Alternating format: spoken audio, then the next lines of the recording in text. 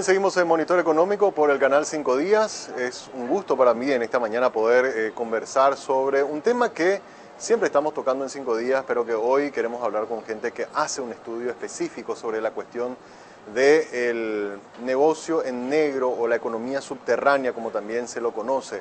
Hoy estamos también haciendo este tema, poniendo en nuestras redes sociales para que la gente vaya opinando. Pero para ingresar en el tema está con nosotros Sebastián Hacha, él es director ejecutivo de ProDesarrollo, con quien tenemos el gusto de poder conversar. ¿Cómo te va, Sebastián? Muy buenos días. Y Samuel, un gusto saludarte, a vos, a la audiencia y por supuesto agradecerte que siempre, desde hace 8 años ya hace que hacemos el seguimiento de este tema tan apasionante.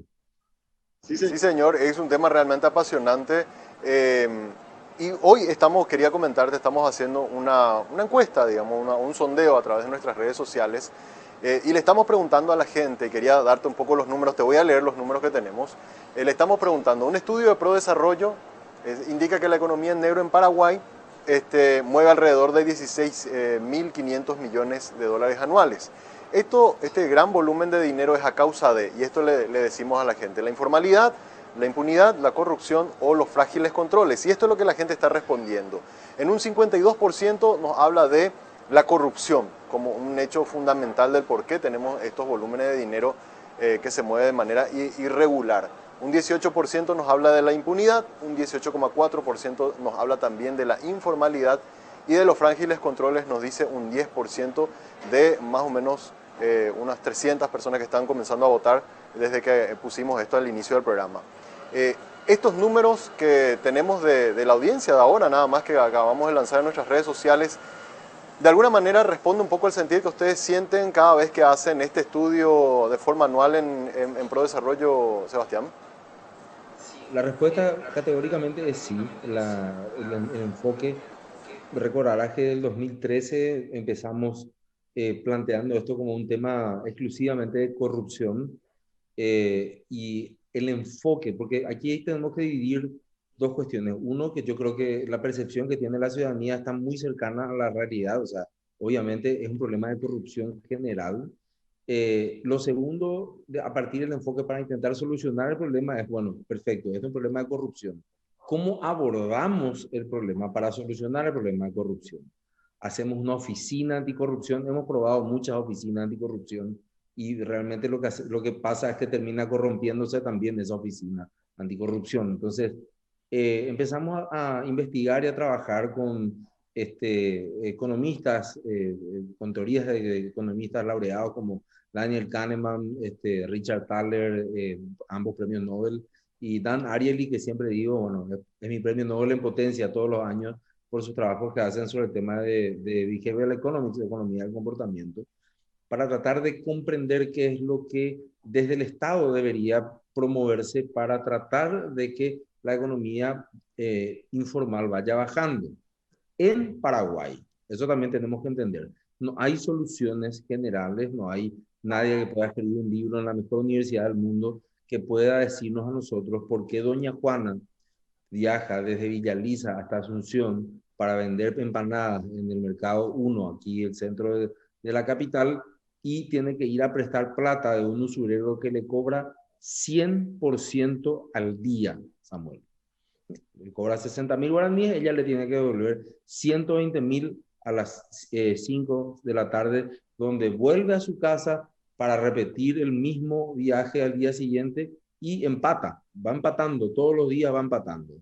Esa es la descripción quizá más gráfica que desnuda la pandemia en esta situación que nos encontramos ahora, de lo que es la informalidad y de cómo pudieron un pequeño grupo, que son el grupo de formales, de empresas que tienen RUC, en personas que pagan el IPS, pudieron calafatear mejor esta situación que las personas que no están protegidas dentro de una red, porque finalmente la formalidad es una red de protección. Eh, y ahí te quiero decir dos temas que son absolutamente fundamentales y sin los cuales no podemos pensar vencer este problema o convertirlo en una gran oportunidad de crecimiento, porque recordemos que aquí está la economía, el PIB para arriba y la economía informal está para abajo, ¿verdad? O sea, si nosotros podemos hacer pasar esto para arriba, vamos a hacer crecer nuestro PIB, van a haber mayores recursos tributarios, y esa cultura de la ciudadanía que se tiene al abonar los impuestos hace que la gente también controle más la calidad del gasto, que es el otro componente que tenemos que analizarlo. Y es, uno, la reducción casi absoluta, te diría. Yo te diría que no tiene que haber fricción para que una persona pueda formalizarse. Esto significa que aquí con nuestros teléfonos móviles deberíamos tener un RUC.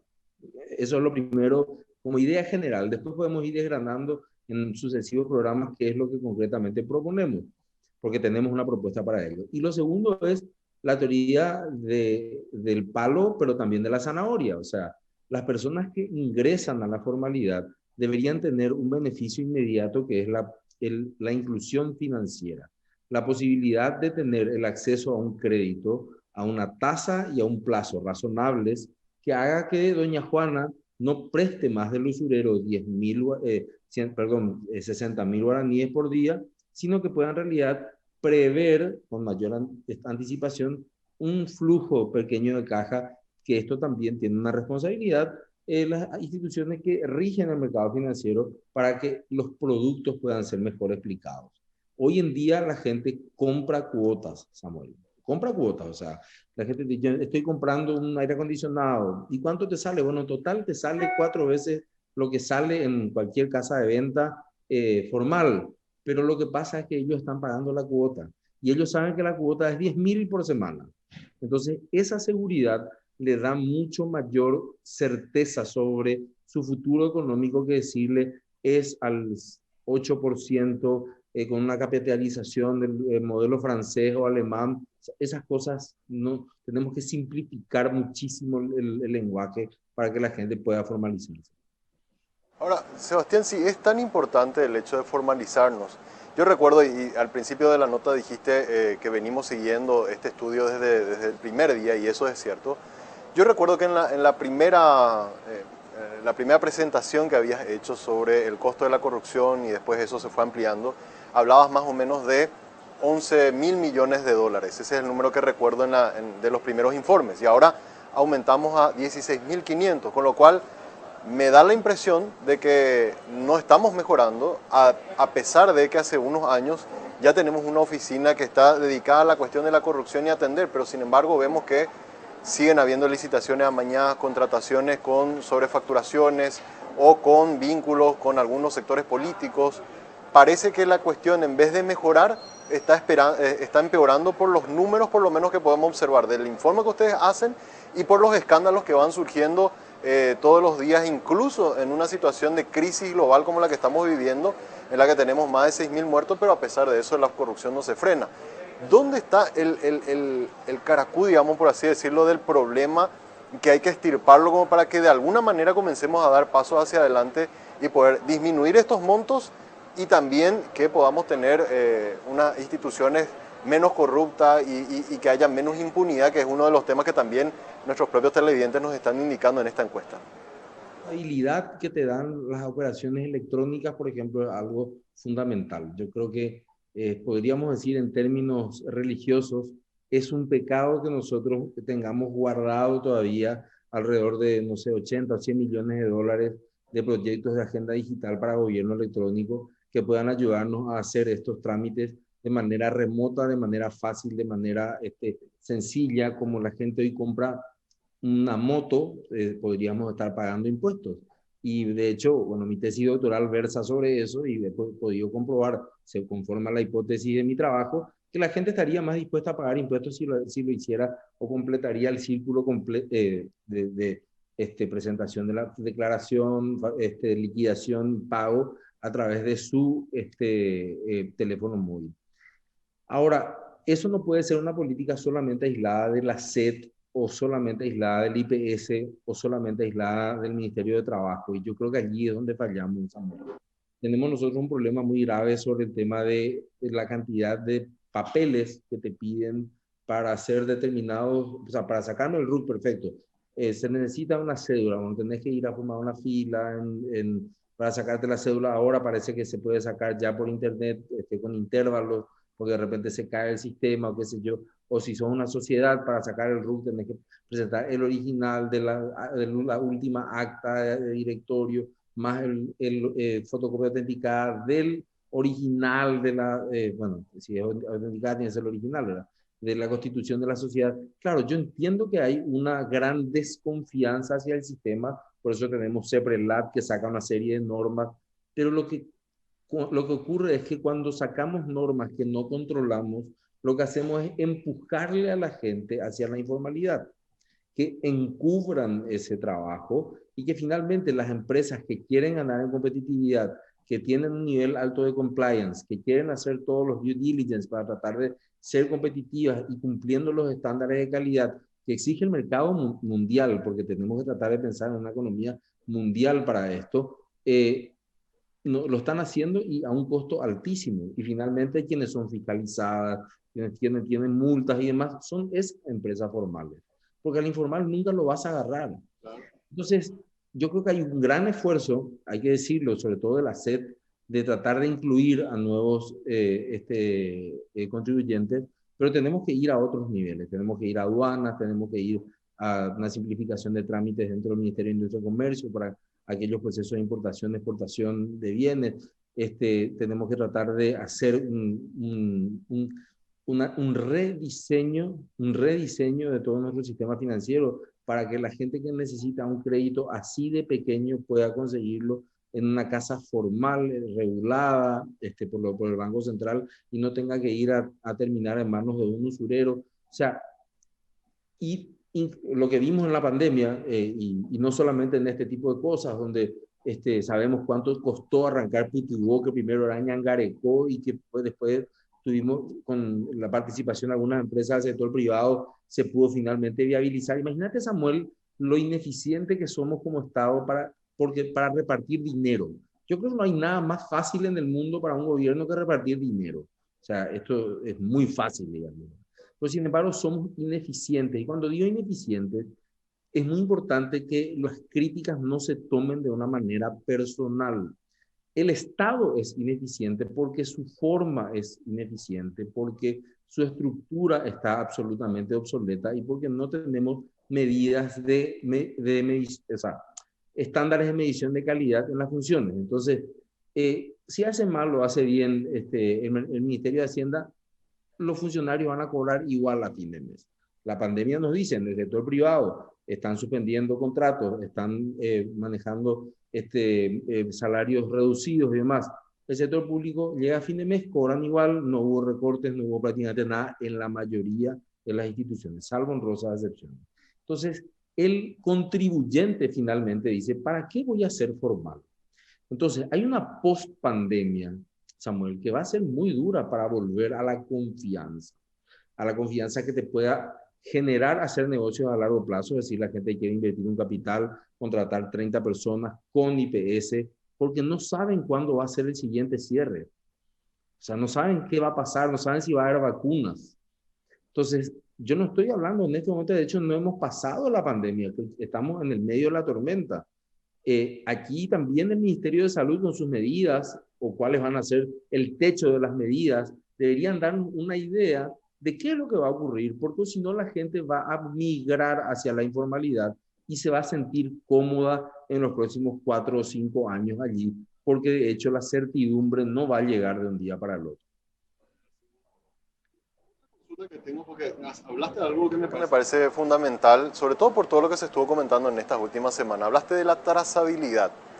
Yo entiendo que por lo que he leído de los reportes, de los informes impresos que ustedes nos habían entregado respecto a esta gran economía en negro que se mueve, habían calculado también un poco la cuestión del contrabando y en estas semanas el informe del CADET, por ejemplo, nos hablaba de estimaciones de flujo de dinero que se mueve por la producción de cigarrillos y mucho de ello en forma ilegal.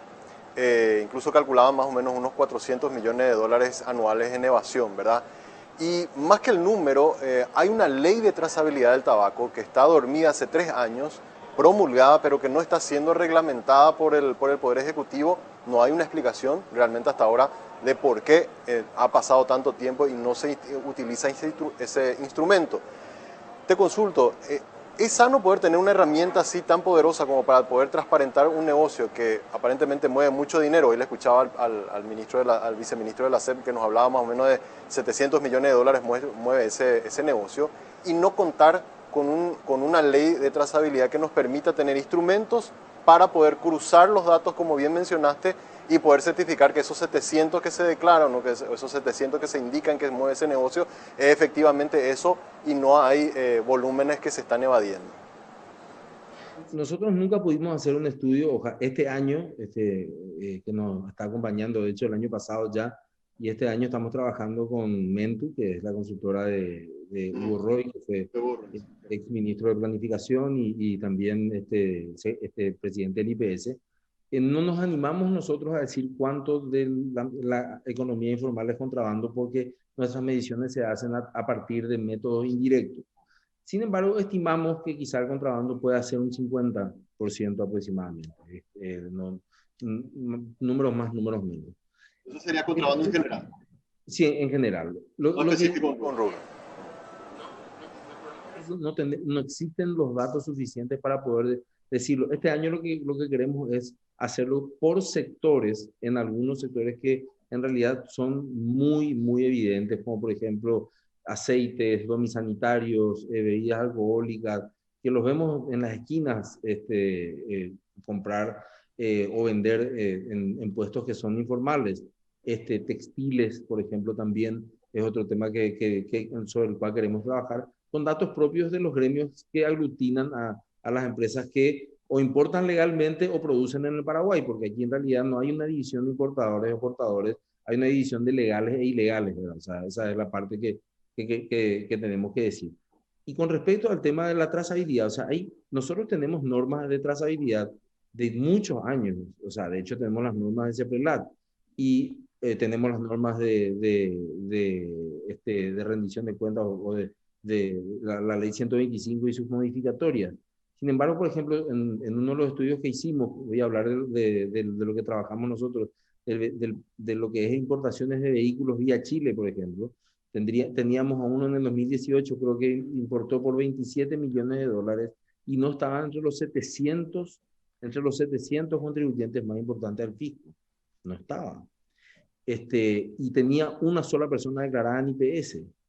Entonces, eso básicamente para eso no hizo falta hacer un estudio, o sea, son datos públicos. Uno se pregunta finalmente por qué no empezamos haciendo nada más que un simple cruzamiento entre los datos de IPS y la SED. Yo sé que se hacen y se hacen caso por caso y puntuales por los problemas que tenemos del secreto sumario y demás cuestiones. Pero allí saltarían una serie de inconsistencias que serían el inicio de una cuestión que tiene mucho tiempo. O sea, el negocio de la importación de vehículos usados es un tema que debería estar bajo la lupa. Es más, recordarás, Samuel, que estuvo previsto grabar un 10% a los vehículos usados en el impuesto selectivo al consumo y bastó una reunión de una hora en el ministerio para sacarlos del proyecto. Entonces, obviamente, una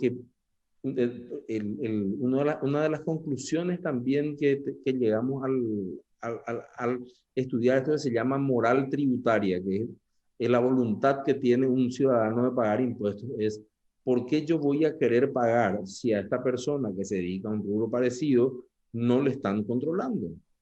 Ahí está. Yo también quiero traer vehículos, pero resulta que a mí me piden normas normas euro, que tenga, no sé, tanto por ciento de kilómetros.